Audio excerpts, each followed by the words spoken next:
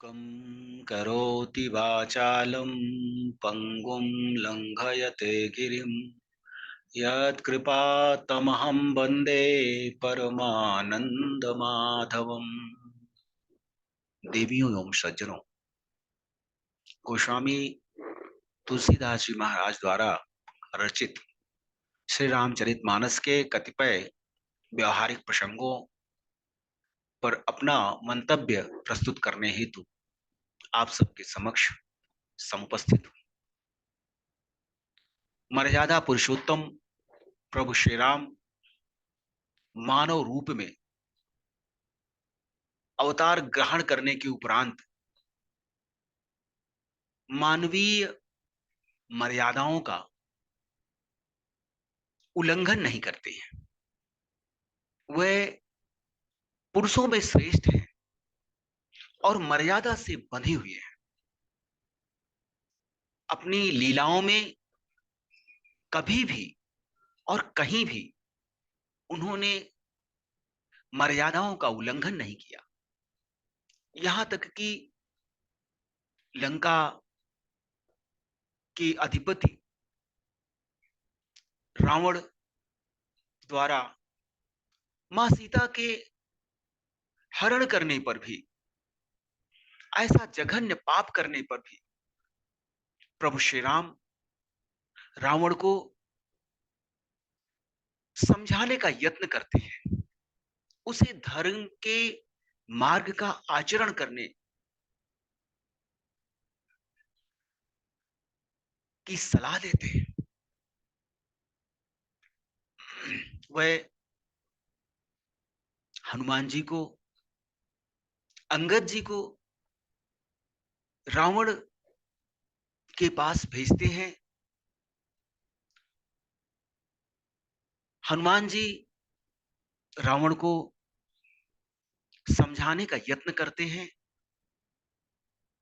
राम की प्रभुता, राम की शक्ति, राम के अनंत स्वरूप का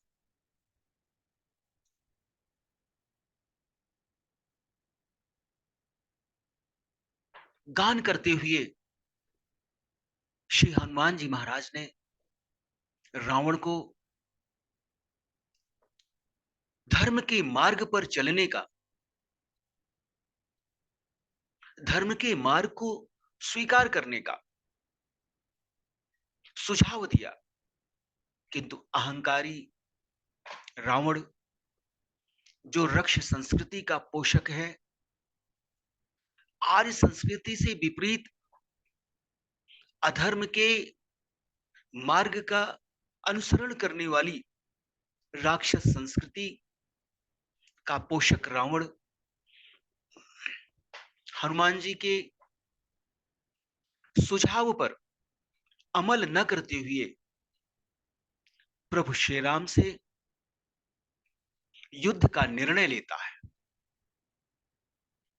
गोस्वामी जी महाराज कहते हैं, राम चरण पंकज उर धरहु, लंकाय चल राजु तुम करहु, ऋषि पुलस्ति जसु विमल मयंका, तेहि शशि महु जनी हो कलंका, राम नाम बिनु गिरा न सोहा, देखु बिचारी त्यागी मद मोहा, बसनहीन नहीं सोह सुरारी, सब भूषण भूषित बर नारी, राम विमुख संपत्ति प्रभुताई, जाई रही पाई बिनु पाई, सजल मूल जिन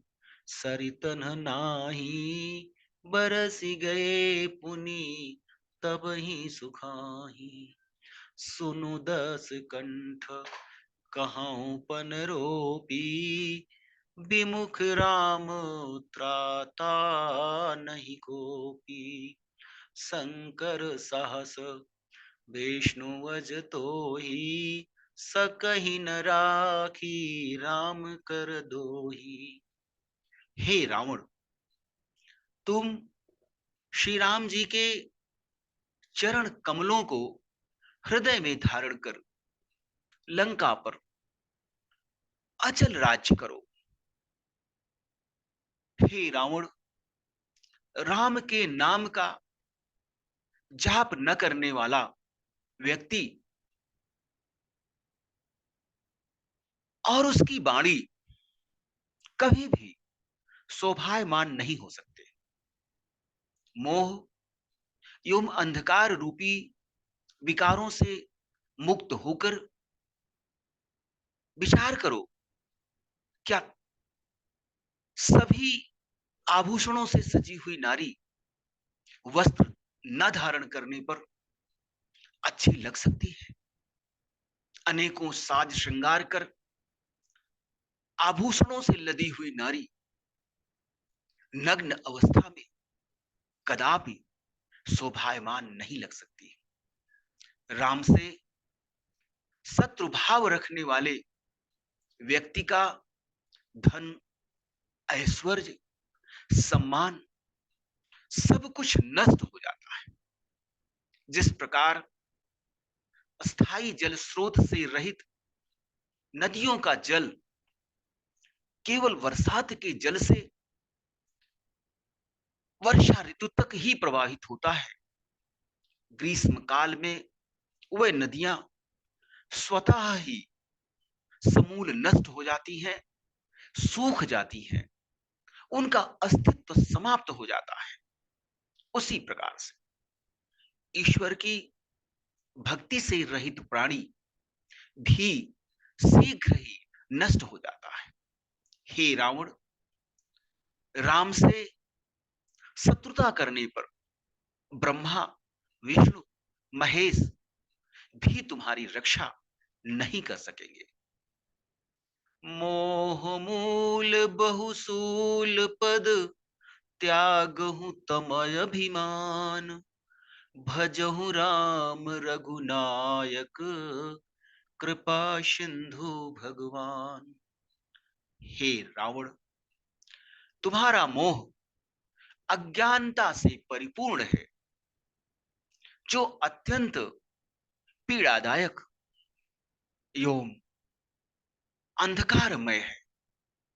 तुम अहंकार रूपी अंधकार को त्याग दो तथा प्रभु श्री राम जी का भजन करो। वह कृपा के सागर है, तुम्हें अवश्य ही क्षमा प्रदान कर देंगे। लंकेश रावण जो परम विद्वान है, वेदों का ज्ञाता है,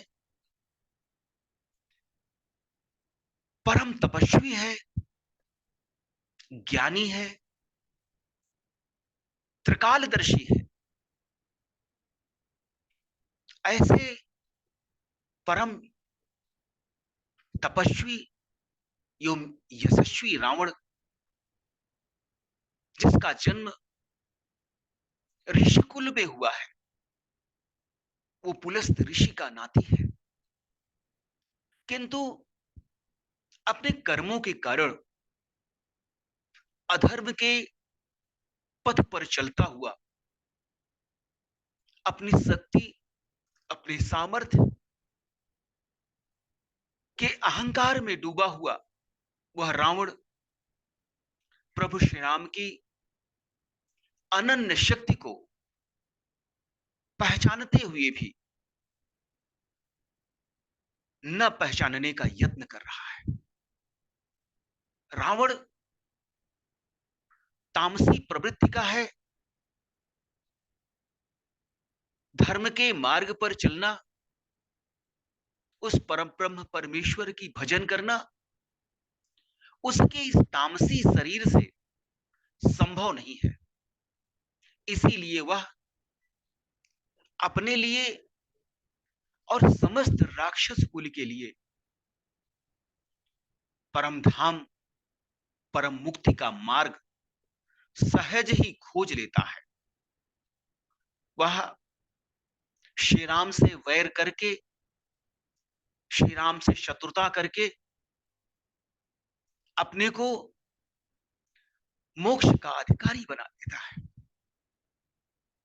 प्रभु श्री राम के कर कमलों से मृत्यु का वर्ण कर रावण सदैव सदैव के लिए आवागमन के बंधन से मुक्त हो जाता है।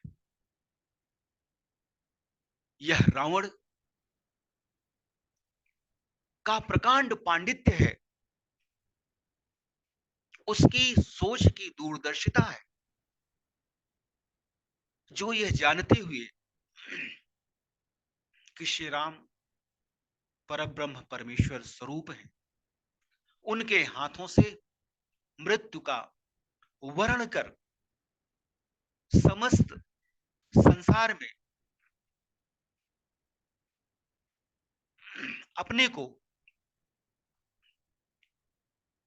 उच्चतम आदर्श का प्रतिमान स्थापित करने वाला योद्धा सिद्ध कर देता है।